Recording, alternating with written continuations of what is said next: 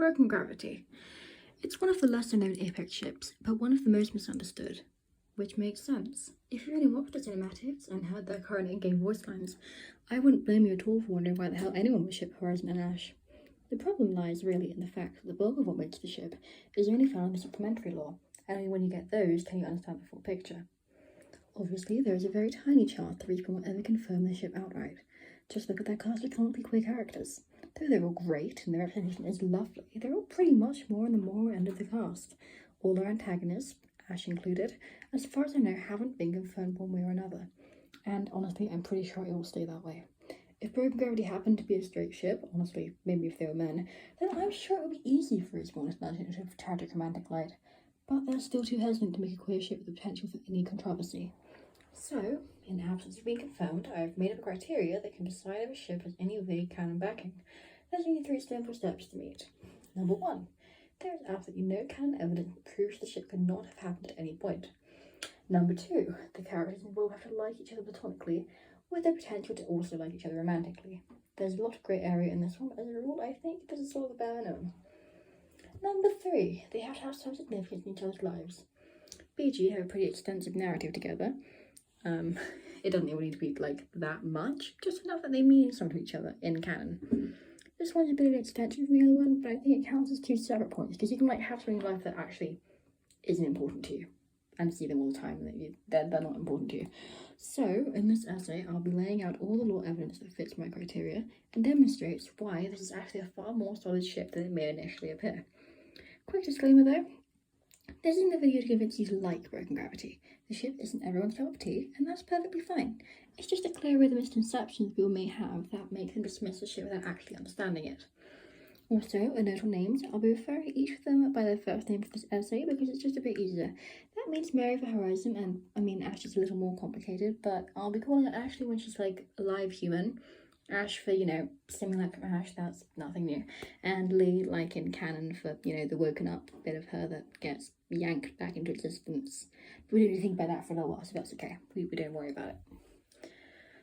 So, without further ado, let's look at the lack of evidence against the ship having existed at any time. Sometimes, what isn't revealed in canon can be just as important as what is. In this case, though it's never outright been said that their relationship was romantic, it's also not been said that it wasn't. And believe me, I have been scouring their lore with a fine-tooth comb for 2 years. If there was any evidence, I would have found it by now. What I have found, though, is a lack of canonical relationships romantically for either of them. While this is probably expected for Ashley, it's actually a little more significant that there have been absolutely no mention of Mary having a canon partner at any time. I'm talking purely canon here, we'll get into the BG subtext in a later chapter. Mary's motivation in joining the Apex Games is to return to her son, though the only family members ever mentioned that were definitely alive while she was on Olympus were her son and her mother. Obviously, Newton has had a significant lore presence as dead NPCs go, but her mother has also been mentioned directly a total of 2 times. The loading screen from season 11, and that slide I just showed before that, the Remnants and Reflection chapter from season 16. In Pathfinder's Quest, Mary says that she brought her whole family with her, and if there was anyone else, they would have mentioned by now, considering how important Mary's family is to her. Also, let's not forget that this is the 2600s, where they can put people's minds into robots, and sperm donors rate just now, so Newton's existence doesn't necessarily confirm anything either. And of course, the Blur for the Weekend Warrior story that includes remnants describing Newton, and possibly Ashley due to the plural, as orphans with weapons, so definitely no other parents for Newton, alive or otherwise. So, what does this show us? Firstly, there have been no characters at any point specifically shown to be a former partner of Mary's, therefore not at all blocking the ship's existence. Secondly, there's 0 evidence that either of them are not attracted to women. In fact, considering this point here, there's technically less even evidence that either of them are actually attracted to men. And of course, from a purely neutral standpoint, without thinking of my own headcanons, having any attraction to men obviously wouldn't mean that they couldn't be into women as well. But I just feel like it's worth pointing out that this is the state of their lore. Finally, there is also a lack of evidence specifically confirming the nature of their relationship one way or another. While if Respawn had wanted to go with romance from the very beginning, I imagine they would have included at least something in promise beyond this. Though you could also argue that there's like a lot of scenes with them together. This bit from Pathfinder's Quest pretty much sums up how Mary saw their relationship in retrospect. They were close, And while, yes, it specifically does say friend here, let's not forget that A, she's talking to Pathfinder here, and B, I doubt she'd want to go into the details of her relationship, considering how fresh it would have been in her mind at the time, as she's still understandably very upset by the whole betrayal, and this has taken place season 7, because Fuse isn't present in the book, so it would have been maybe like half a year for her since it actually happened. So in summary, there's no evidence to say the ship could not have happened, and technically, even if they didn't officially date on Olympus, which is the interpretation I go with most of the time and makes sense considering how busy they both were with their respective goals, it doesn't mean that the feelings couldn't have been there. There's nothing that makes either of them canonically straight. There's nothing obstructing the ship, and there is absolutely nothing to say that bringing someone that you are close to regular dinners with your family is not a sign that your feelings towards them are slightly different to that of friendship. This is a short chapter, as Respawn has made this very clear from the get-go, so I'll get this out of the way before we move to the flip side of the situation. So, taking it chronologically, Mary was properly introduced in the Promise cinematic along with 2 other characters, Newton and Ashley. In only a couple of minutes, the cinematic managed to convey the fact that not only were they good colleagues, but good friends, of course with the obligatory healthy dose of betrayal foreshadowing. Mary is naturally crushed by the events, and of course she is. She trusted her completely. I wasn't in the fandom at this point, but I'm certain others would have already picked up on how prominent Ashley was in that cinematic before we even knew her first name. Respawn really wanted to establish that she was an important person in Mary's life, and that only makes the betrayal hurt more. In the season 7 loading screen, a transcription of Mary narrating her fake job interview with Ashley while she's stranded in space includes asking the fake Ashley her first aid training comes in handy patching up loved ones in the back. Very interesting and almost certainly deliberate choice of words there. They could have gotten her to say friends or colleagues, but they went for loved ones, so think on that. Also, the same loading screen reveals that she also gave Ashley her secret recipe scones, which is pretty cute, especially when it seems to be quite a recurring theme that she likes baking with people if this loading screen is anything to go off. Her chapter in Pathfinder's Quest fills in the penultimate piece of the puzzle, as I mentioned earlier, she explains the relationship with Pathfinder in very clear terms. She was a good friend, we were close, came to dinner with my family, even babysat my son a few times. That's why it's so hard to ken what happened. This is so fascinating for me, so let's unpack that for a second. Firstly, she was a good friend. As I mentioned earlier, that doesn't necessarily point to their relationship being romantic right off the bat, until you take into account that the trauma of the whole thing would have felt so recent to Mary that she might not have wanted to dwell on the memory, let alone tell Pathfinder about it. It's so important though, because before this we really didn't know what Ashley was like pre-betrayal at all. Like, sure, we had the photos and Promise, but this really cements the idea without any room for misunderstanding. We were close. Pretty ambiguous wording, so it kind of leaves the specifics of the relationship up for interpretation. Came to dinner with my family. Notice the lack of any time signal here. This actually implies that this was a regular occurrence, especially when it's right next to even babysat my son a few times, which I'll get onto in a minute. This sort of thing is something that you might expect from someone in a relationship. I'm not saying that you can't bring your friends to family dinners, I'm just saying that making it a regular thing almost makes said friend a part of the family themselves, and I'm sure you can make the logical leap from there. And finally, babysat my son a few times. You don't need to have a grasp on age law to understand how important Mary's son is to her. After all, she's literally going through a blood sport just to get back to him.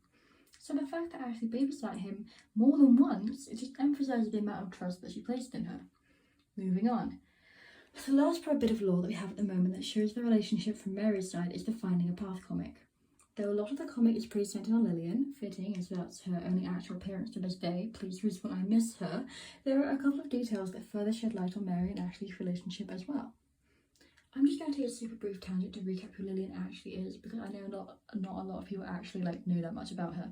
So basically, she's a billionaire who did tons of humanitarian stuff, was best friends with Mary, also Newton's godmother, and a founder of Olympus. Though she had a very tiny lore presence, she's super important as she's the one who set up Project Iris in the first place and funded the bulk of it through her foundation. Though we don't know that much else about her, I'll run you through a couple of her key traits, so if you ever run into someone that you think might be Lillian, you can hold them up to these. Sorry. Firstly, she's so good at organising events. Secondly, she wears bluish-greenish clothes with gold accents. Thirdly, she likes Mary a lot. Hypothetically, if Mary was in danger, she would of course do anything in her power to stop her from getting hurt. Also, she has the Olympus access codes, being, its founder and all.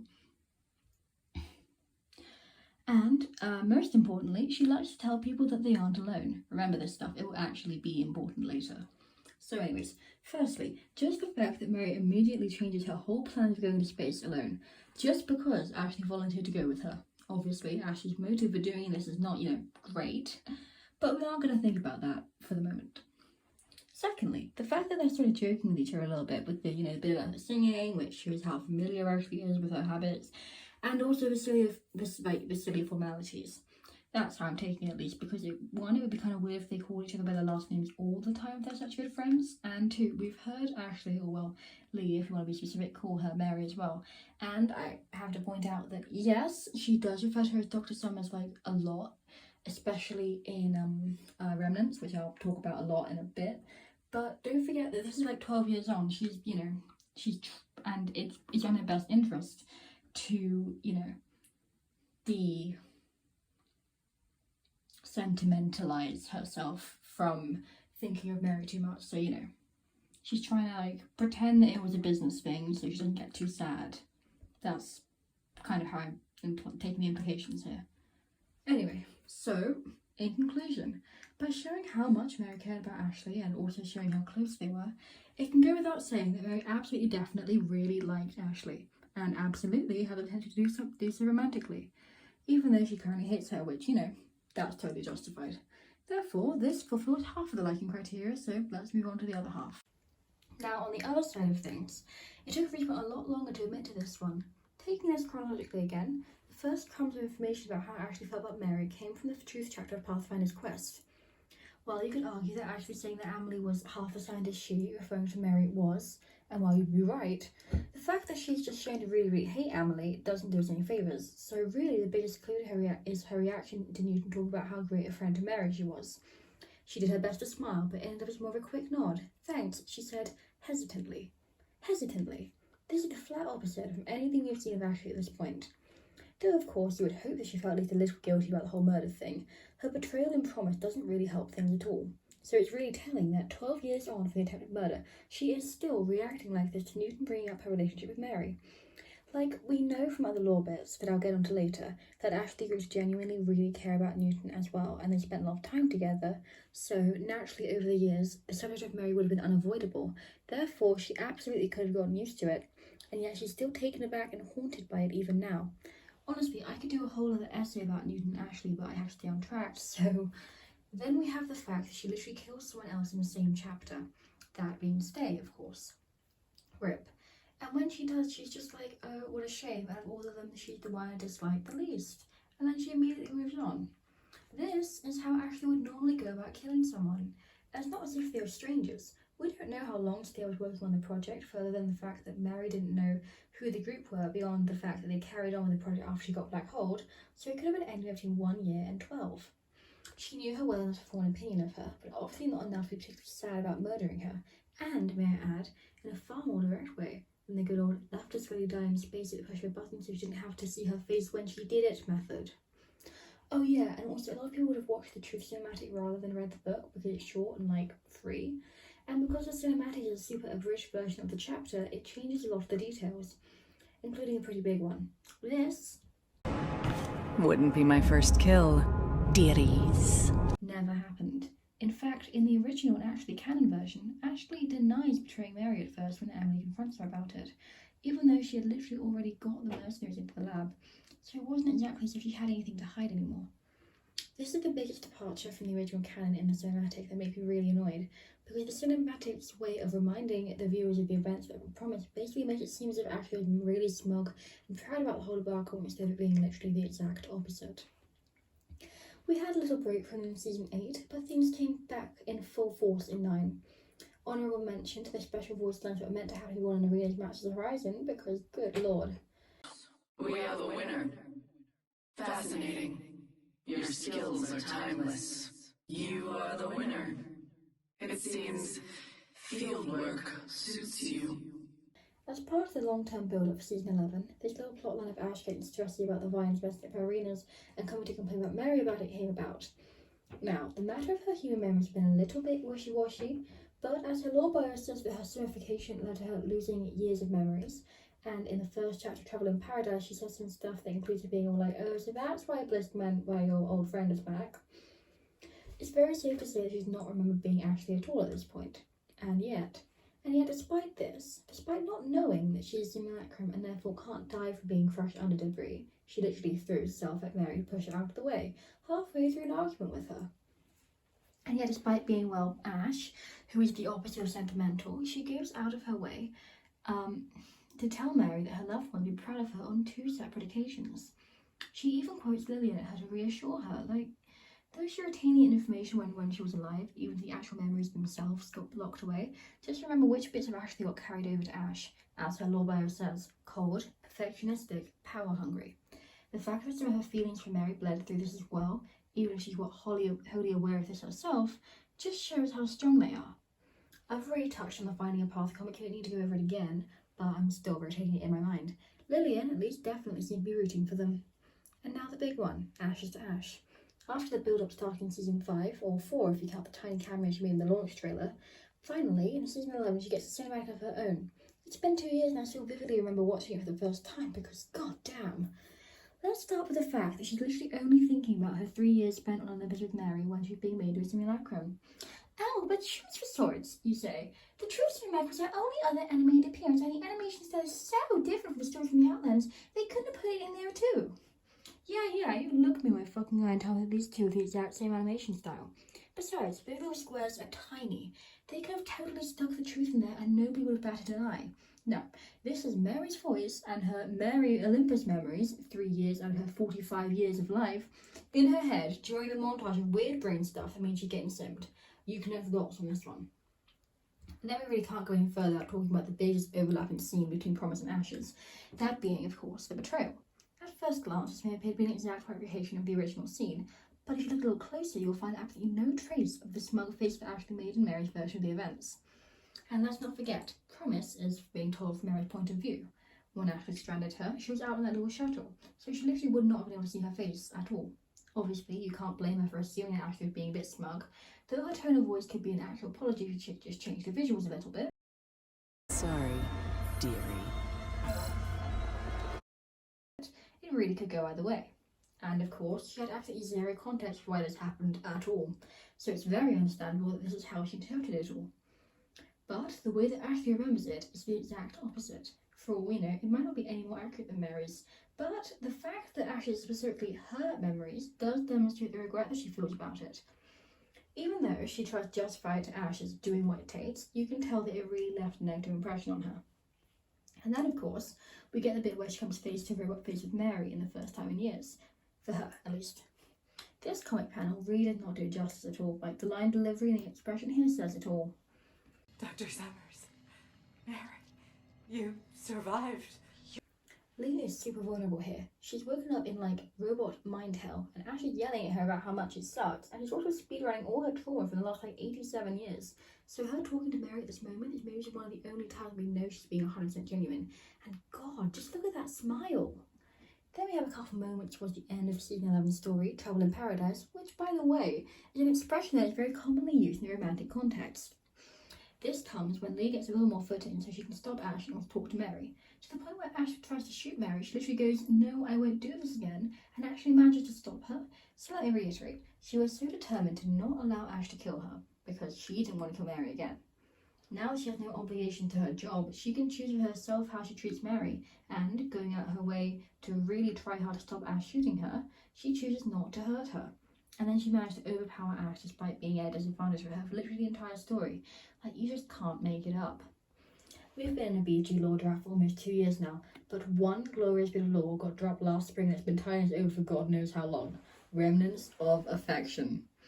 I mentioned it earlier, but now I will go back to it in detail. This bit of law is so important because it is currently our best insight into Ashley's perspective sometime shortly before January 2658, as Newton is not yet an intern. Therefore, while she was still alive and enacting her mission. And what's really important is that we get her internal monologue. These are her thoughts, not just things that she's saying to others. And what does she say? Well, there's these things, first of all, that Newton is giving to her because he thinks she'll want them. Then there's always so perceptive, just like his mother. Well then, This heavily implies that her and Mary's relationship had deep emotional connection that perfectly falls in line with Mary saying how they were close. And then, of course, how could I forget this? She thinks it was unfortunate that Mary was in her way. She says the next bit out loud to Newton, but as it's a continuation of her thoughts, we know that it's equally as true as she often just, couldn't say the first bit in front of him. So, she undeniably regrets it, and she undeniably has good memories of her and Mary. She says that she'd forgotten about the items in the box, implying that at some point she had cared about them. So, in a couple of years, Respawn took her feelings about him from vaguely implied guilt to full-blown sentimentality and super, mega, haunting guilt. It's very heavily implied that she cared, and still cares, if Trouble in Paradise and Ashes or anything go off, about Mary more than she cares about the vast majority of anyone that she's ever known. Therefore, it is entirely plausible that she could have fallen in love with her. After all this overwhelming evidence from both sides, I'd say it's pretty safe to check off this second requirement in my implied canon backing checklist. This is kind of decimating my films through, so I'll try and speed this one up because it's quite a long chapter. So, finally, the narrative. I could easily spend a good half hour rambling about their story, but I'm hoping if you're watching this video that you at least know the basics. However, I will speedrun, and I really do mean speedrun, through all their lore bits in chronological order, just to demonstrate that our last criteria, that they are significant in each other's narratives. By this point in the essay, you should know this already, of course, but I'm just proving a point, and I like talking about them. So, we've got Dr. Mary Summers, and then there's this energy crisis, and at some point, probably not long before 2643, she has an assistant, Dr. Ashley Reed. Ashley is a mercenary who just so happens to also be a qualified scientist, and she's been hired by the 8-bit predators, who were hired by someone else, not really confirmed who, they don't really matter, to basically take advantage of the fact that the outlines about this energy crisis and ask some scientists to try and avert it. Yeah, the third part almost came about a bit murky and kind of require whoever hired the predators to play this insane 5D chess game going on, but we don't really need to dwell on that for now. Also, right off the bat, you can really see how there's such contrasting backgrounds. We got a little more detail on Ashley, if you know, in bio, and the whole dead brother thing. And for Mary, well, it was a lot better when her home planet was Samantha instead of Solace, which is what I got retconned to out of the blue a couple of seasons back for no reason. So I'm just going to pretend that did not happen and move on. And it's very clear how their different backgrounds have shaped who they are. It's a lot more obvious with Ashley, like, her moments, like her whole monologue, and also how it just shows how her outlook on life has been influenced by growing up in the unforgiving frontier. Before Olympus, she's been constantly on survival mode, without really having a chance to think about what it is that she actually wants, and that's part of what makes the ship in its early stages so nice.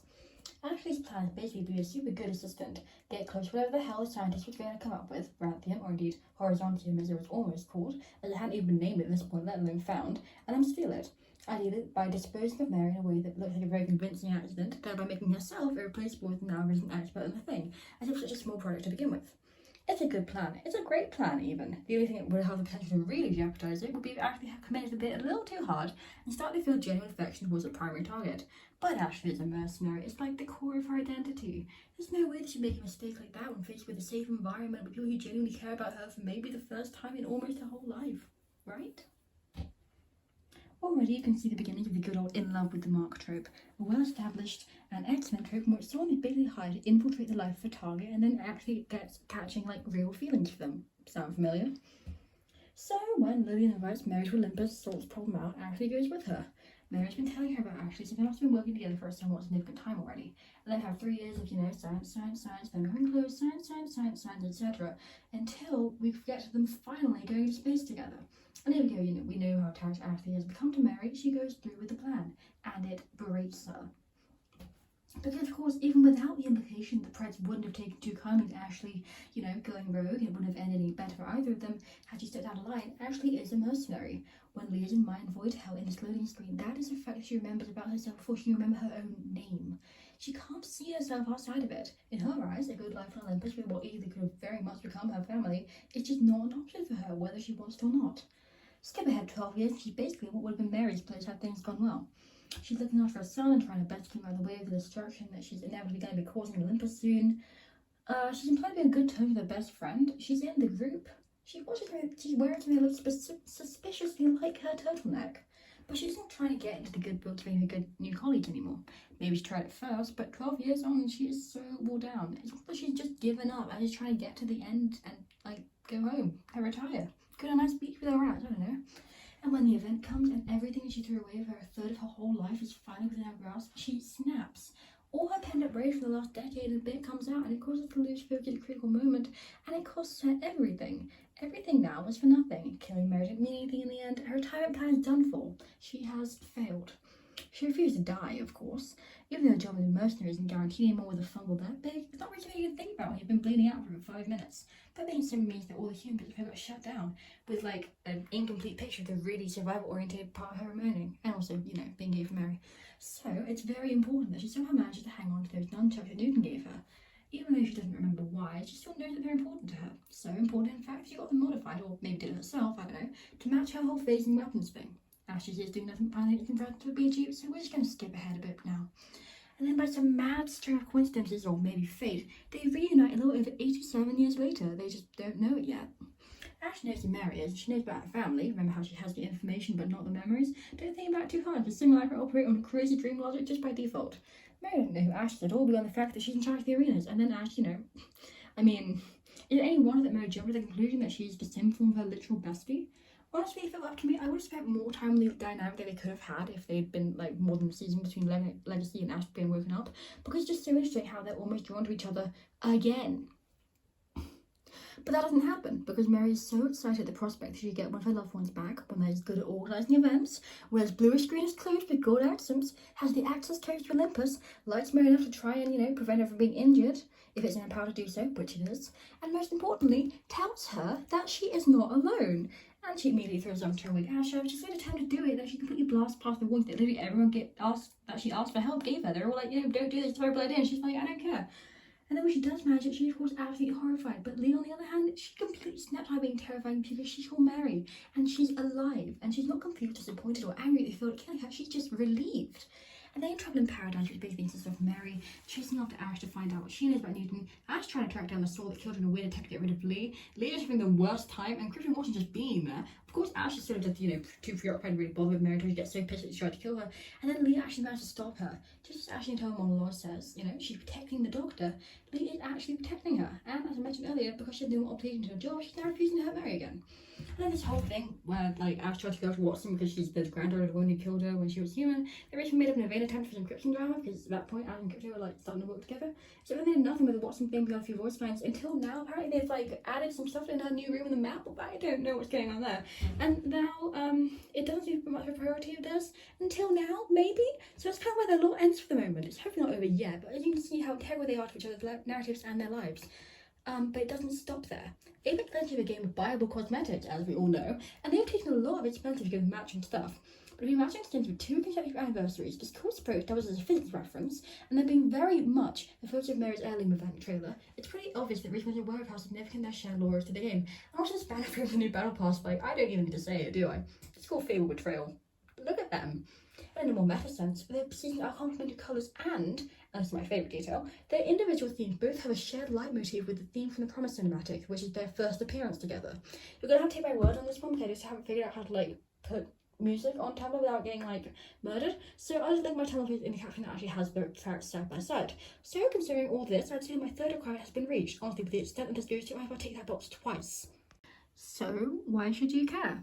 I mean, you don't have to. But if you watch this far, then you must either be A, a little bit interested, or B, one of my mutuals. You've been very nice to me, which I do really appreciate. But you can't deny that there is evidence, and a lot of it. A good ship may have characters who could be good together, whether they have a lot of lore together or not. A great ship is one that is integral to the lore that shapes all the characters that concerns it, and, as I've hopefully proven by now, Broken Gravity is better. Of course, I could always be wrong. I have absolutely no idea where Respawn's going with their lore, although there is something that I definitely hope will happen. I would say that there probably isn't anything they can do to drastically change any deals over the backstory at this point, but then again, this Swallows wreck would happen, so no part of their lore is 100% safe. But no matter what they do with their lore, they can't erase all the evidence that I talked about in this video, nor can they erase how significant they are in each other's stories. They even updated Mary's lore bio to emphasise it a couple of seasons ago. And after spending so much time building it up, they definitely cannot erase how much they cared about each other before it all went pear-shaped. Therefore, until the day that I'm directly proven wrong, that is why Broken Gravity is supported by canon. Thank you for watching.